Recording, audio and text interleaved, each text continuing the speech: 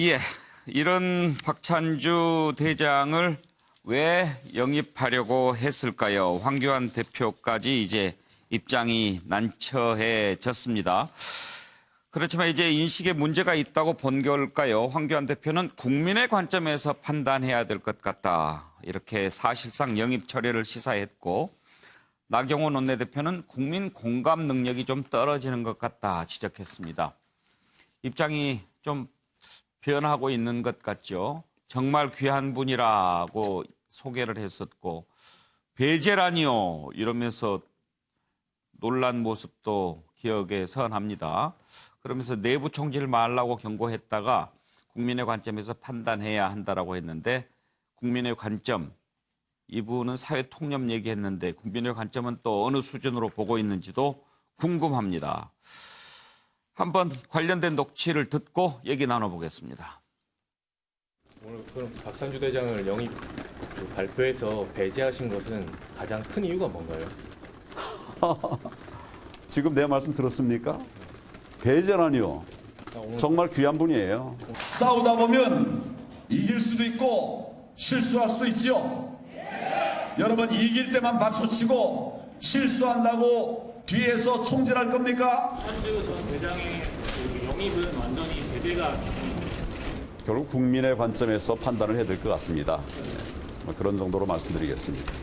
삼성교육대 관련해서 나중에 얘기하겠다라고 하셨는데 그거에 대한 좀 입장을 좀 들어주세요. 지금 말씀드린 것처럼 이 문제에 관한 판단은 국민의 관점에서 판단할 수밖에 없다. 그런 생각을 합니다. 그래서 좀 논란의 소지가 충분히 있다고 보고요. 좀 요번에 인재 영입인 저희 당에서 황교안 대표 체제에서 처음 하는 거라 상당히 좀 미숙한 부분이 많았던 것 같아요. 그래서 저 2차 인재 영입할 때는 좀 더 사람 수가 중요한 게 아니라 국민이 좀 공감하고 더 나아가서 감동까지도 할 수 있는 그런 좀 특별한 좀 정말 뭐 개천에서 용난다 그럴까 아니면 또 개천에 계속 있으면서 국민과 공감하는 삶을 살아온 사람이라든가 하여튼 좀 특별한 좀 그런 사람을 신중히 선택해야지 뭐 당이 원래 그냥 그런 사람들이 쭉 있는데 그런 사람 하나 더 플러스한다고 그래서 인재 영입이라고 국민이 봐주지 않을 거거든요. 한국당 황교안 대표의 리더십이 삼청교육대 수준에 머물러 있는 겁니다. 한국당은 미래로 가려고 하는 것이 아니라 삼청교육대 시대로 돌아가려고 하는 생각을 가지고 있기 때문에 이러한 일이 나오고 있다. 저는 그렇게 봅니다. 저하고 같은... 김영주 의원, 황교안 대표 국민의 관점이라고 그랬는데 영입 처리한다는 뜻일까요? 글쎄 뭐 좀 지켜보자 이제 그런 부분일 텐데요. 또 속으로는 어쨌든 내가 이렇게 어렵사리 모셔온 부분을 당해서 이렇게 그렇게 엉망으로 만드는 것에 대한 불만 그런 것들이 좀 있겠죠. 당에서 엉망으로 만들었다기보다는 본인이 그렇게 엉망으로 만든 거 아닌가요? 그래서 어쨌든 그 관점은 제가 보기에는 사실은 먼지털이식 수사를 했으나 결과적으로는 불기소된 그런 훌륭한 군인이고 현 정부에 대해서 희생당한 분이다. 이런 관점이고 그런 측면에서 그 황교안 대표가 생각하는 부분도 국민들도 그렇게 저분을 보고 있다. 그것이 이제 자기가 그분을 소중하다고 모셔온 이유가 됩니다. 그러니까 한편으로는 말하자면 이 정부와 공격할 수 있는 어떤 그런 말하자면 파이터로서의 영입이라고 봐야 되는데 이제 그런 그 자체까지 형식적인 그 과정 모르지만 하나하나 이렇게 내용을 들여다 보니까 사실은 자유한국당에서 오히려 그런 분들은 더 많지 않습니까? 모셔올 분 중에서는 좀 그렇게 옥이라고 보기는 어렵다. 그렇게 볼 수 있겠습니다. 정태근 의원은 어떻게 할 것 같습니까? 못하겠죠, 일단은요. 그런데 아까 그 화면에 보면은요, 황교안 대표가 뭐 이길 수도 있고 질 수도 있는데 왜 내부에서 총질을 하냐 이렇게 얘기하시잖아요. 지난 토요일 날 마산 창원에서 있었던, 경남 창원에 있었던 국민보고대에서 한 얘기입니다. 근데 저는 어떻게 생각하냐면은요, 지금 한국당 지도부, 황교안 대표뿐만 아니라 나경원 원내대표까지 포함해 한국당의 지도부가 당원들과 지지자들을 향해서 지금 총질을 하고 있는 겁니다. 사실은 본인들이 잘해서가 아니라 조국 사태에 분노한 국민들 때문에 그나마 조금 지지율이 올라갔잖아요. 근데 지금 셀프 표창장 보내가지고 정말 아주 망신당했죠. 패스트트랙 가산점 준다고 해서 또 망신당했죠.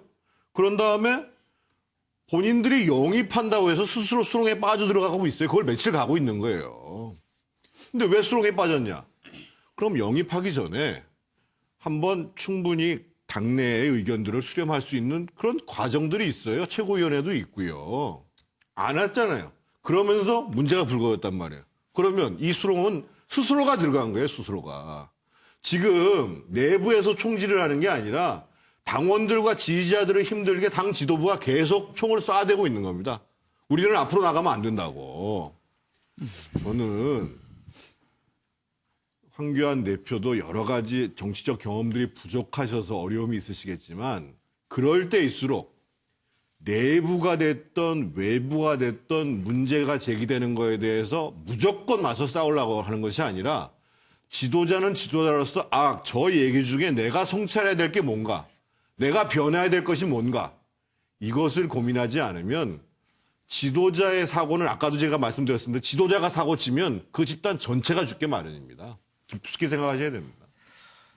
차재현 교수, 예. 황교안 대표가 국민 관점이라고 얘기했지만 예. 사실 상당히 좀 그 영입하는데 신경을 많이 썼지 않습니까? 그렇죠. 그런 점에서 취소한다면 본인한테 좀 부담은 되는 부담이 일이에요. 되죠. 그러니까 그렇기 때문에 아마 본인이 상당히 오늘도 말씀을 좀 자제하고 계시는 것 같은데요. 저는 황교안 대표가 아무리 정치 초년병이라 하더라도 너무 사안을 너무 단순하고 이렇게 쉽게 생각하고 계신 게 아닐까 하는 생각인데요. 사실 이런 적의 적은 내 편이다? 이렇게 생각하는 것이 아닐까. 지금 박찬주 대장을 비롯해서 이번 1차 영입의 대상이 됐던 분들 중에 몇 면을 보면 소위 말해서 이 문재인 정권의 적폐청산 대상자로 거론되는 분들이 꽤 몇 분이 계세요. 그러니까 아마 황교안 대표 입장에서는 이 지금 문재인 정권의 그러니까 적폐 대상자라면 전 적의 적은 내 편이라고 쉽게 생각한 것 같아요. 예를 들면 지금 문제는 근데 적의 적이 가면 내 편, 그러니까 그분들이 적폐 대상이 돼서 그분들 개인적으로 억울한 측면이 분명히 있겠죠. 근데 이분들이 과연 혁신의 선봉자는 아니라는 거죠. 그러니까 보수를 혁신하고 쇄신할 수 있는 그런 적임자는 아닐 수도 있다는 겁니다. 이 부분을 간과하고 있다. 그리고 또 하나는 앞서 우리 정태근 의원께서 아까 맨 처음에 말씀하실 때 복수열전 말씀하셨는데요. 저는 그러니까 지금 이분들이 정치를 하니까 이 적폐의 대상분들을 모실 때 이분들은 무슨 생각을 하느냐 하면 상당히 어떻게 보면 복수심과 적개심으로 정치를 할 가능성이 높다는 거죠. 예를 들면 박찬주 장군이 뭐라고 이야기를 했냐면 40년 군생활 마지막이 지하 영창이더라. 적국의 포로와 같은 그 굴욕의 심정. 그걸 갖다 새로운 기회와 성화로 삼는다고 보는 정치의 출발점을 그렇게 이야기했는데 그건 자칫 잘못하면 자신의 뭡니까? 이 정치적인 치욕을 대받기 위한 하나의 그런 식으로 정치의 출발을 삼는다고 한다면 이 또 다른 비극이 만들어진다는 것이죠. 이런 측면에서 본다고 한다면 황교안 대표 이 영입의 이 시각 자체가 근본적으로 바뀌어야 되지 않을까 하는 생각이 듭니다. 예. 나경원 원내대표도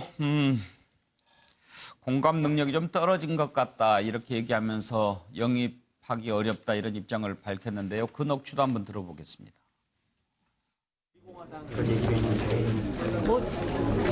조금 국민 공감 능력이 좀 떨어지시는 것 같습니다. 예, 장성철 소장. 네. 그 총선을 앞둔 인재 영입은요, 그 국민들에게 새로운 감동을 줘야 하고요, 상대당에게 충격을 줘야 합니다. 그런 아주 상징성 있는 정치적인 이벤트인데 황교안 대표가 너무 쉽게 접근한 것 같다라는 생각이 듭니다. 제가 보름 전에 좀 인재영입위원회에 속해 있는 관계자를 만나서 얘기를 했더니 상당히 많은 일들에 대해서 걱정을 하더라고요. 그래서 내부적으로는 프로세스가 어떻게 진행됐는지 쭉 얘기를 해주던데 결국에는 사고가 터지고 말았습니다. 그 프로세스를 좀 얘기해도 될까요, 정태근 의원님? 이런 당의 내부적인 얘기를? 여기 허락받아야 됩니다. 상의 드린 겁니다. 처음에 이제 각 당협에서 우리가 인재 영입할 사람들에 대해서 명단을 쭉 올렸답니다. 올려가지고 이제 초선의 어떤 당직자가 그걸 다 추렸어요. 추려가지고 그 인재영입위원회 이제 실무회의를 하는데 인재영입위원장이 있는데도 불구하고 황교안 대표가 거기를 참석을 해서 실무적인 얘기를 다 지시를 하더랍니다. 그러고 나서 2차, 3차 회의를 할 때 그 인재영입을 추린 그 명단을 본인이 다 가져가서 처음부터 본인이 연락하고 본인이 만나고 그 나중에 어떻게 됐는지 결과도 공유를 안 하고 본인이 그냥 이렇게 발표한 거예요. 예. 그렇게 일이 진행되다 보니까 인재영입위원장도 이런 사실을 몰랐고 최고위원도 몰랐던 겁니다. 그러니까 황교안 대표가 뭘 몰랐던 것 같아요. 예. 이것은 아주 은밀하게 진행이 돼야 된다. 그런 식의 사고방식을 갖고 일이 진행이 됐기 때문에 이러한 사고가 터지지 않았나 그렇게 생각을 약간 해봅니다. 깜짝 발표 효과 뭐 이런 걸 좀 노렸을 수도 있겠지요. 네.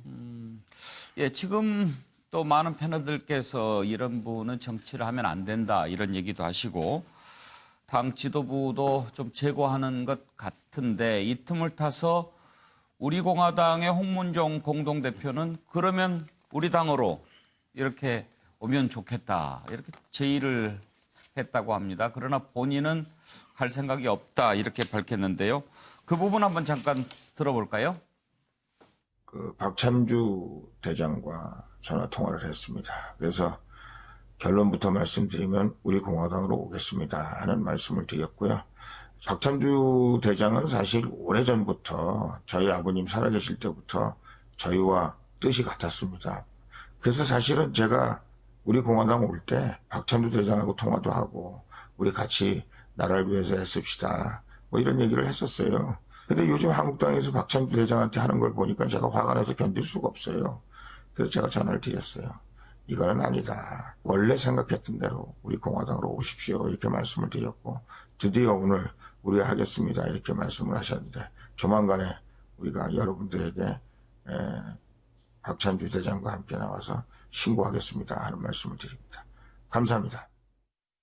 홍문종 대표 그 인터뷰 발언 내용으로 지금 우리 공화당에 입당하는 것이냐 뭐 이런 이야기가 나오는데 우리 공화당은 제 마음의 고향입니다. 모두 다 함께하고 싶은 귀한 분들만 있고요. 이제 그동안 여러 차례 입당 권유가 있었던 것도 사실인데 그래서 어제 이제 위로 통화 주시고 이렇게 덕담을 주고 받은 것입니다. 관심을 가져주시는 것은 정말 참 감사한 일인데 제 뜻을 펼치기 위해서는 이번 총선에서는 자유한국당에 입당해서 역할을 하겠다는 게 제 생각입니다. 마음의 고향이라는 표현을 쓰셨는데 좀 어떤 의미인지 설명을 해주실 수 있어요? 그럼 이를테면 뭐 박근혜 전 대통령이라든가 모든 것을 다 국민들이 추구하는 가치와 또 자유민주주의 또 우리 시장 경제 우리 건국 이념과 또 헌법적 가치를 그런 생각들을 참 같이 공유하고 있는 분들이다. 홍문종 대표랑은 어떻게 혹시 친분이 있으신지 알 수 있을까요? 예, 그건 오래됐어요. 홍문종 의원님 부친과도 제가 잘 아는 사이고요. 많이 존경하고 있었고 가끔 교류를 하고 있습니다. 서정욱 변호사, 홍문종 대표하고 좀 잘 아는 모양이죠? 박찬주 대장이? 그렇죠. 이제 선친부터 친분이 있으니까. 근데 결론적으로는요. 일단 이제 박찬주 대장은 자유한국당에 들어와서 백의종군하면서 이제 그 경선을 통해서 총선 출마하는 이게 예상이 되고요. 일단 앞부분부터 말하면 처음에 그 황교안 대표가 삼고초려 해가지고요. 예우를 갖춰서 모셔왔다는. 그때는 이게 왜 그랬냐면 박찬주 대장은 이게 그 정치보복 수사의 가장 큰 희생양이고요. 그다음에 기갑 사단으로서 최초로 사성장군 정말 참 군인이거든요.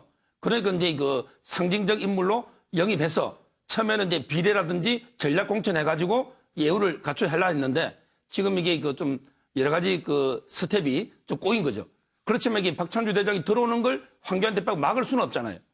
그래서 저는 지금 이게 공천을 보장하면서 영입을 하긴 어렵다. 그렇지만 이게 본인이 입당해서 경선을 통해서 총선 나가겠다는데 경선 이긴 분을 그것까지 막으면 그럼 이게 한국당이 또 보수의 역풍은 맞습니다. 따라서 저는 그것까지는 안 막을 거로 봐요. 당당하게 천안을 해서 경선해서 당원이 심판하고 그다음에 본선 나가서 국민이 심판해서 국회의원이 되면 뭐 아무 문제 없잖아요. 이게 예상되고요. 그다음에 우리 공화당은 제가 보기에는 마음은 박찬주 대장의 마음은 우리 공화당이 가 있는데 그러나 이게 국회라는 거는 당선 가능성 현실적으로 이게 한국당이 당선 가능성은 좀 높잖아요. 우리 공화당보다. 그 점에서 이게 들어올 거로 이래 보는 거예요. 간단히 말씀드리면 입당 원서는 누구나 제출할 수 있는데요. 당에서 심사를 할 수 있습니다. 시도당에서 심사를 해서 이분은 도저히 불가하다라고 하면 입당을 보류시키는 경우도 있습니다. 입당을 못 그래서 과거에도 입당 보류된 사람이 몇 번 케이스가 있었습니다. 그러니까 그렇게는 안 할 거라고 저는 예상하는 거죠. 그렇게까지 하면 정말 이게 보수 쪽에서 한국당이 역풍맞습니다. 오경 변호사. 참 좀 안타깝습니다. 친박연대, 도로친박당 이런 단어들이 계속 떠오릅니다. 지금 현재 박찬주 전 대장을 영입하고 귀환분이라고 평가했던 분들이 먼저 황교안 현 대표 이분이 귀환분 상고처를 이야기하지 않습니까?